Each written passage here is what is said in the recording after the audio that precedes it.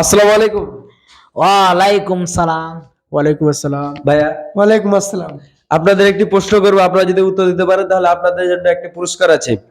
প্রশ্নটি হচ্ছে যে কোন জিনিস মেয়েদের নাই কিন্তু ছেলেদের আছে? আবার বলেন তো ভাইয়া। কোন জিনিস মেয়েদের নাই কিন্তু ছেলেদের আছে? হ্যাঁ। ভাইয়া আপনি? কোন জিনিস মেয়েদের নাই ছেলেদের আছে? হ্যাঁ, মেয়েদের নাই কিন্তু ছেলেদের আছে। মাথার চুল ভাই।